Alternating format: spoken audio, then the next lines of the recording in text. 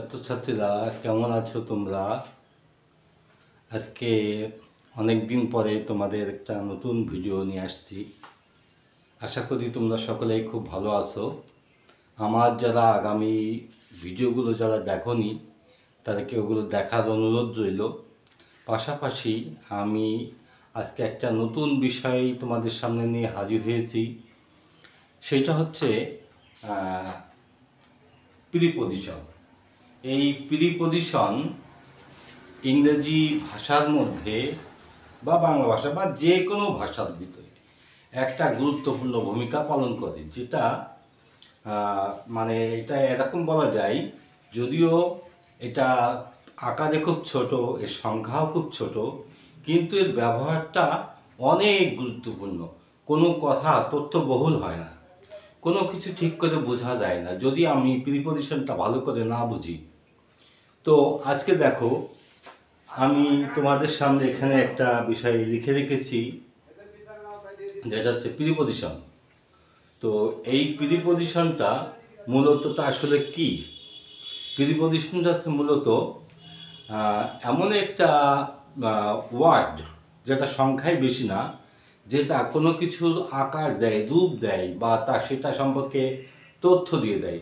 যেমন আমি একটা উদাহরণ দিই তোমাদের। মনে করো যে আমি ঘরে আছি।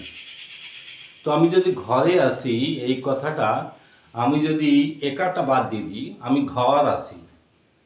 এই যে ঘর এবং ঘরে, তো আমি ঘর আছি, তথ্যবহুল হলো না, তুমি বুঝতে পারলে না যে আমি কিরকম ঘর আছি।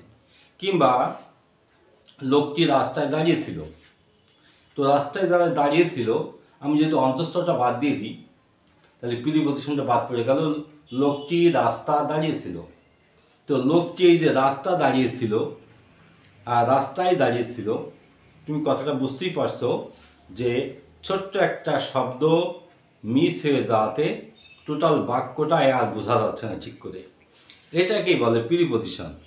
তো এই প্রিপোজিশনটা আমি তোমাকে, যেহেতু এটা সংখ্যায় বেশ কয়েকটা, একটা ভিডিওতে সম্ভব হবে না, তাই আমি তোমাদেরকে একটা পার্ট পার্ট করে এটা দেখাবো। আজকে আমি এ শব্দ নিয়ে বা এ ওয়ার্ড অ্যালফাবেটটা নিয়ে যে কটা প্রিপোজিশন হয় আমি সে কটা লিখে রেখেছি। দেখো, আমি এগুলো সম্পর্কে আমার ব্যাখ্যা করে বোঝাবো। এক একটা প্রিপোজিশন কোথায় কোথায় বসে তুমি সেটা একটু খেয়াল করো। দেখো, প্রথমে আমি যেটা বলি, অ্যাবাউট। অ্যাবাউট শব্দটা মানে সম্পর্কের সম্বন্ধে। এটা হচ্ছে সম্পর্কের সম্বন্ধে। কোনো বিষয় সম্পর্কে যদি আমি কথা বলি, অ্যাবাউট হবে। কোনো বিষয় সম্বন্ধে যদি কথা বলি, অ্যাবাউট হবে। যেমন তুমি আমার সম্পর্কে কথা বলো না। এই যে আমার সম্পর্কে, এখানে আমি বা কোনো একটা ব্যক্তি, সাবজেক্ট হতে পারে, অবজেক্ট হতে পারে। তো সাবজেক্ট এবং অবজেক্ট সম্পর্কে যখন আমি একটা তথ্য দিচ্ছি, তো এই তথ্যটার আগে আমাদের প্রিপোজিশনটা ব্যবহার করা লাগে। তার মানে প্রিপোজিশনটা ব্যবহার হয় মূলত নাউন কমপ্লিমেন্টের আগে। আমরা বিগত ক্লাসে বা ভিডিওতে দেখাইছি যে নাউন কমপ্লিমেন্টটা কি। নাউন কমপ্লিমেন্টটা যদি তুমি না বুঝতে পারো তাহলে কিন্তু প্রিপোজিশনটা বুঝতে পারবে না। কারণ প্রিপোজিশনটা তথ্যবহুল হয়ে ওঠে যখন এই নাউন কমপ্লিমেন্টের সাথে বসে বা দুটো মিলিয়ে একসাথে বসে। যাই হোক, আমরা মূল বিয়েতে যাই। তাহলে অ্যাবাউটটা, তুমি আমার সম্পর্কে কথা বলো না, তুমি আমার সম্বন্ধে কথা বলো না। এই যে আমার সম্পর্কে বা আমার সম্বন্ধে, এদিকে একটু খেয়াল করো যে যেরকম ধরো, do not talk, do not টক, কথা বলো না, অ্যাবাউট মি। এই যে অ্যাবাউটটা আর এই যে মিটা, এই মিটা যে কোনো নাউন হতে পারে, প্রোনাউন হতে পারে। তাহলে নাউন প্রোনাউন সম্পর্কে যে তথ্যটা আমরা দিই, সেই তথ্যটা আসলে মূলত তথ্যবহুল হয়ে ওঠে যখন আমরা প্রিপোজিশনটা ব্যবহার করি। তাহলে আমরা যখন প্রিপোজিশনটা বাদ দিচ্ছিলাম তখন কিন্তু কথাগুলো অন্যরকম শোনা যাচ্ছিল। সেগুলো আমরা আসলে কি বলতে চাইছি বা কি বলতে চাচ্ছি এটা কিন্তু ঠিকঠাক মতন বোঝা যাচ্ছে না। যাই হোক, এবার পরবর্তী আমরা এটা দেখি। তো অ্যাবাউটটা আশা করি আমরা সকলে এটা জানি, এটা কোনো হার্ড প্রিপোজিশন না। তো আমরা প্রিপজিশনটা পড়ার আগে আগে মূল বিষয়টা দেখি।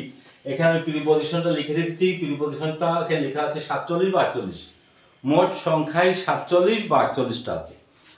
এটা সংখ্যায় খুব বেশি না। যেমন নাউন টোটাল ওয়ার্ডের মধ্যে অর্ধেক, প্রায় 30,000 শব্দ নাউন। আর অ্যাডজেক্টিভ শব্দটা প্রায় 13-14-15,000 এরকম হবে। ভার্বের সংখ্যাও প্রায় এরকম কাছাকাছি। অ্যাডভার্বের সংখ্যাটা একটু কম, 7-8,000 মতো আছে।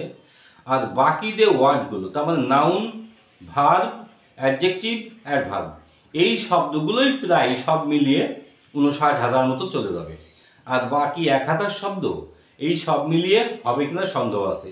তো তার মধ্যে আমাদের আজকে একটা নিচি প্রিপজিশন, যদিও এটা সংখ্যায় খুব কম, কিন্তু এর ব্যবহার যত্রতত্র যেখানে সেখানে, এমনকি এমন কোনো বাক্য নেই যেটা প্রিপজিশনের ব্যবহার নেই। এই জন্য প্রিপজিশনটা ভালো করে বোঝার চেষ্টা করতে হবে। অ্যাবভ, অ্যাবভটা কি? অ্যাবভটা কোথায় বসে? এই মানেটা যদি আমরা না জানি তাহলে কিন্তু আমরা এই জিনিসটা আসলে ব্যবহার করতে পারি না। আমাদের ছেলে মেয়েদের যে জিনিসটা করে, তো সেটা হচ্ছে ওরা এই অর্থগুলো ঠিক মতন বোঝে না, অর্থগুলো বের করার চেষ্টাও করে না। তো অর্থগুলো না বুঝতে পারলে আমরা কিন্তু ব্যবহার করতে পারবো না। তো অর্থটা জানা খুব দরকার। তো আমি তোমাদেরকে আগেই বলেছি যে যদি তুমি কিছু পড়ো সেটা বুঝে পড়ো, আর যদি তুমি বুঝছো না সেটা পড়ার দরকার নেই, কারণ ওটা থেকে তুমি কিছু করতে পারবে না। অর্থাৎ তোমাকে সবসময় বুঝে পড়ার চেষ্টা করো। তাহলে অ্যাবভ, অ্যাবভ মানে উপরে। এই উপরটা কি? উপরের মানে আছে অনেকগুলো। তো এই জায়গায় আমরা যদিও আমি এই অ্যালফাবেটটা নিয়েছি, তো এখানে আরও কিছু উদাহরণ দেওয়ার দরকার আছে। সেই জন্যই এই একটার মধ্যে সীমাবদ্ধ থাকবে না, আমরা টোটাল প্রিপজিশনটা নিয়েই কথা বলবো, বা এটা নিয়েই আমরা আজকে ক্লাসটা করবো। অ্যাবভটা বুঝতে গেলে আমাকে উপরের আরও কয়েকটা ইংরেজিতে সেগুলো বুঝতে হবে। যেরকম মনে করো অন, উপরে; অভার, উপরে; আপন, উপরে; তারপরে আপ, উপরে।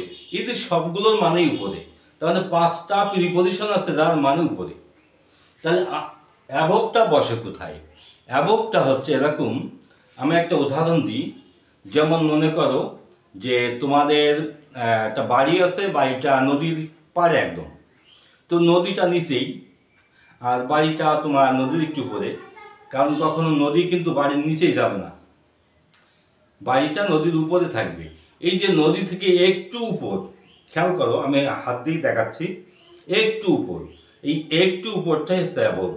তাহলে আমরা উদাহরণটা এরকম দিই যে তোমার বাড়িটা মনে করো যে রাস্তা থেকে একটু নিচেই, তাহলে রাস্তাটা কোথায় হলো? Above your home, above your house, বা অ্যাবভ ইয়োর রুম। এই যে তোমার যে ওয়ার্ডটা তুমি ব্যবহার করবা তার উপরে যদি, তার আগে যদি অ্যাবভটা দিই, তাহলে আমরা বুঝে নেবো ওই জিনিসটার উপরে। যেমন যেরকম মনে করো যে টেবিলের উপরে বই আছে, এই জায়গায় এই টেবিলের উপর যে বইটা, এইটা কিন্তু অ্যাবভ না। আমি এই উপরটা বোঝাতে গেলে আমি আরও কিছু শব্দ বলছি যেগুলো না বুঝলে তুমি অ্যাবভটা বুঝবা না। যেরকম মনে করো যে অভার, আমি এখানে আরো কিছু কথা বলি, যেমন উপরে কিছু কিছু ইংরেজি বলি। অভার, OVER, তারপরে আপন,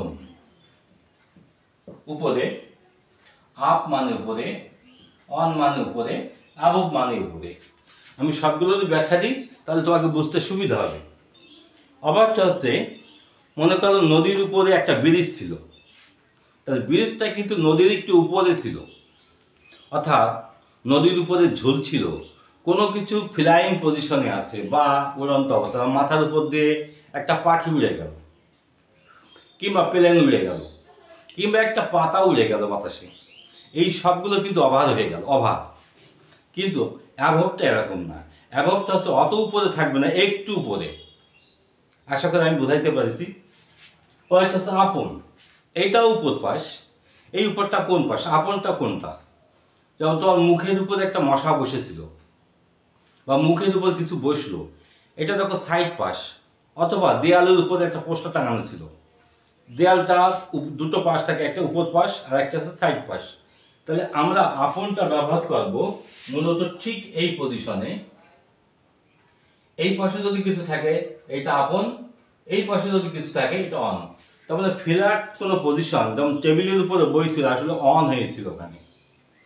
যদি বইটা টেবিল থেকে একটু উঁচুতে এরকম জায়গায় থাকতো তাহলে সেটা হচ্ছে অ্যাভব। এবার এসো আপ। নিচ থেকে কোনো কিছু উপরের দিকে যদি উঠতে থাকে, নিচ থেকে ক্রমাগত উপরের দিকে উঠতেই আছে, আসলে আপ হয়েছে। আবার যদি উপর থেকে কোনো কিছু নিচের দিকে নামতেই থাকে সেটা হচ্ছে ডাউন। এই যে আপ অ্যান্ড ডাউন, তো আপটা হচ্ছে নিচ থেকে উপরে, আর অনটা তো আমি বললাম। তাহলে অ্যাভবটা বুঝতে গেলে আমাকে এই 5টা ওয়ার্ড, এই 5টা প্রিপোজিশন বোঝা লাগে।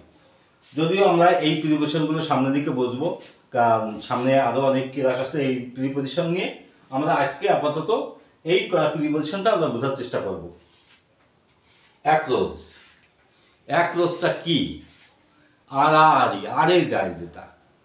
যেরকম মনে করো যে আমি বাড়িতে যাচ্ছিলাম, তো বাড়িতে রাস্তা দিয়ে যদি যেতে হলে অনেক সময় লাগবে, তো আমি আড়ে একটা রাস্তা দিয়ে গেলাম, আসলে এটা আমি অ্যাক্রোচ হয়ে গেলাম। নদীটা পার হচ্ছিলাম, তো নদীটা আমরা জানি লম্বা, কিন্তু নদী যখন পার হই তখন তো আড়ে পার হতে যাই, তাহলে আমি অ্যাক্রস দ্য রিভার, আমি রাস্তা পার হলাম, অ্যাক্রস দ্য রোড। তখন আড়ে যেটা দেওয়া হয় সেটাকেই বলা হচ্ছে অ্যাক্রস। আশা করি আমি তোমাদেরকে বোঝাতে পারছি। তো এইবার আসো আফটার। এটা কমন একটা ওয়ার্ড, এটা তোমরা সকলেই পারবে আমি জানি, যে অ্যাক্রসটা আসলে কি। অ্যাক্রস এই আফটারটা কি? আফটারটা হচ্ছে পূর্বে বা আগে বলা হয়েছে। এখানে তোমাদেরকে আরেকটা বলি, আমরা আরেকটা গ্রামার দেখি, যেমন রোগীটি আসার পূর্বে, ডাক্তার আসার পূর্বে রোগীটি মারা গেল। এখানে যে জিনিসটা ব্যবহার করেছে এটা হচ্ছে কনজাংশন, এটা কিন্তু প্রিপোজিশন না। প্রিপোজিশনটা বলেছে নাউন কমপ্লিমেন্টের আগে বসতে হবে। তাহলে নাউন কমপ্লিমেন্টটা কি? নাউন কমপ্লিমেন্ট হচ্ছে নাউনকে কেন্দ্র করে যে জিনিসটা গড়ে ওঠে তাকেই বলা হচ্ছে নাউন কমপ্লিমেন্ট। আর কনজাংশনটা কি? সেটা হচ্ছে যেটা বাক্যের শুরুতে বা বাক্যের শেষে, যে নতুন বাক্য শুরু হওয়ার আগে মাঝখানে বসে, এটা হচ্ছে কনজাংশন। অথবা বলা যায় এরকম যে কনজাংশন হচ্ছে যে কোনো দুটি শব্দকে ভাগ করে, যে কোনো দুটি ফ্রেজকে ভাগ করে, যে কোনো দুটি কমপ্লিমেন্টকে ভাগ করে, যে কোনো দুটি বাক্যকে ভাগ করে। তার মানে কনজাংশন আছে এই পাশেও যে শব্দ থাকবে এই পাশেও সেই শব্দ থাকবে, কিন্তু সেম। এবার আসি আফটার। তাহলে আফটারটা এখানে প্রিপোজিশন, তার মানে আমাকে নাউন কমপ্লিমেন্ট লাগবে। তো এর মানে যেহেতু দেওয়া আছে পূর্বে বা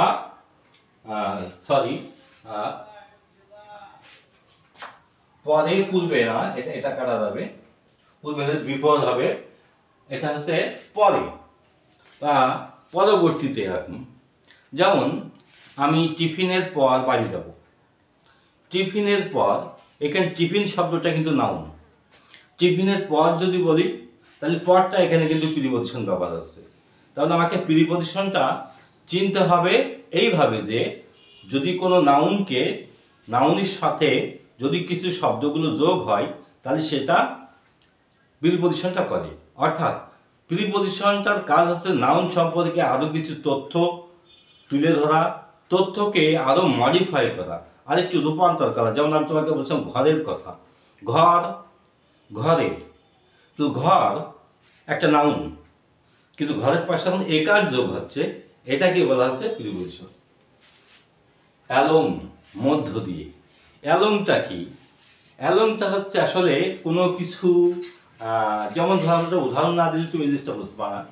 মনে করো লোকটি এই রাস্তা দিয়ে হেঁটে গেল, আমি একটা নির্দিষ্ট রাস্তা বলে দিলাম যে রাস্তা দিয়ে সে যায়, প্রতিদিন যায়, যেতে পারে, সে যে চলেও যেতে পারে, কিন্তু ওই রোডটা দিয়ে সে গেল, আসলে অ্যালং দিস রোড হলো।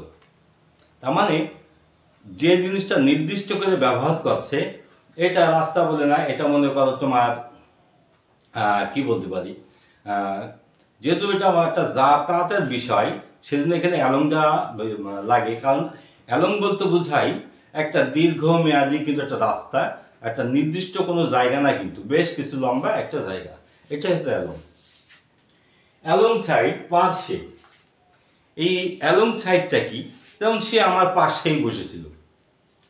আমরা এক জায়গায় বসে একটা সেমিনার দেখছিলাম কি একটা মিটিং করছিলাম, সে আমার পাশেই বসেছিল। তাহলে হি স্যাট অ্যালংসাইড মি, হি স্যাট অ্যালংসাইড মি, এই যে মির পাশে অ্যালংসাইডটা বসলো, আসলে আমার পাশেই বসেছিল। ওই যে একদম পাশে যে কথাটা বলা হয় ওইটাকে বলা হচ্ছে প্রিপজিশন। তাহলে প্রিপজিশনটা আমরা কি চিনলাম? নাউনের পাশে অথবা প্রোনাউনের পাশে, নাউনের পাশে অথবা প্রোনাউনের পাশে, অথবা নাউন কমপ্লিমেন্টের সাথে, সেখানেও নাউন আছে, এর পাশে যে শব্দটা আলাদা একা একা বসে থাকে ওটাকেই বলা হচ্ছে প্রিপজিশন। এবার এসো অ্যারাউন্ড। অ্যারাউন্ড মানে কি? দিচ্ছি বৃত্ত আকারে। অ্যারাউন্ডটা বুঝতে গেলে আমাকে আর একটা শব্দ বোঝা লাগবে, সেটা হচ্ছে রাউন্ড। রাউন্ড, রাউন্ড শব্দটা আর অ্যারাউন্ড শব্দটার মধ্যে পার্থক্যটা, এটা সূক্ষ্ম পার্থক্য। সেটা হচ্ছে অ্যারাউন্ডটা এটা কিন্তু চারিপাশ, যেরকম মনে করো তুমি যেখানে আসো তার উত্তরে, দক্ষিণে, পূর্বে বা পশ্চিমে, এইটা কিন্তু চারটে দিক হলো। এই চারটে দিকই তুমি যত খুশি যেতে পারো, তোমার চারিটে পাশ হবে। সে পাশ বড় ছোটও হতে পারে, বড় হতে পারে, সাধারণত ছোট হয় না, এগুলোকে বড় আকারে ধরে নেওয়া হয়। এই চারিপাশটা যাকে বলা হচ্ছে অ্যারাউন্ড।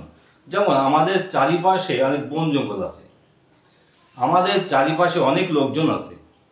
এই যে আমাদের যে চারিপাশটা বললাম, যে কত দূর বললাম সেটা কিন্তু বলা হয়নি, এই জন্য অ্যারাউন্ড হলো। কিন্তু রাউন্ডটা কি? তার মানে আমাকে অ্যারাউন্ডটা বুঝতে গেলে আমাকে রাউন্ডটা বুঝতে হবে। রাউন্ডটা কি? রাউন্ডটা হচ্ছে নির্দিষ্ট বলা আছে বৃত্ত। এখানে লিখে দেখো, এখানে লেখা আছে বৃত্ত আকারে। এই যে বৃত্ত আকারে, অর্থাৎ বৃত্ত আকারে ঘুরবে।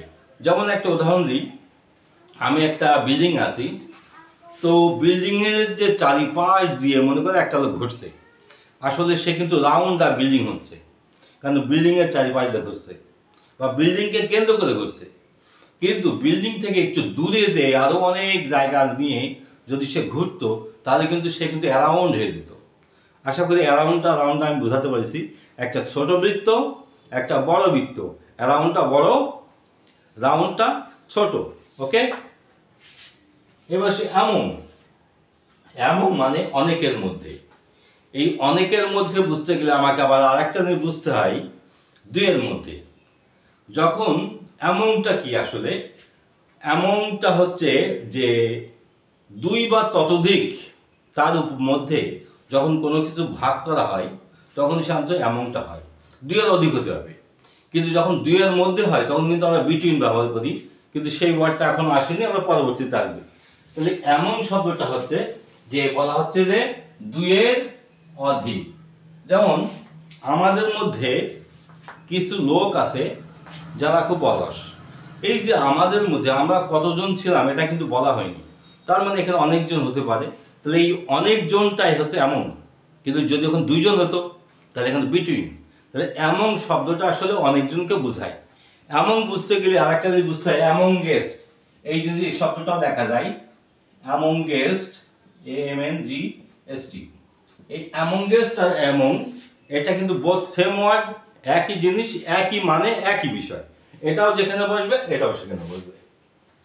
এগেনেস্ট, বিরুদ্ধে, বিপরীতে।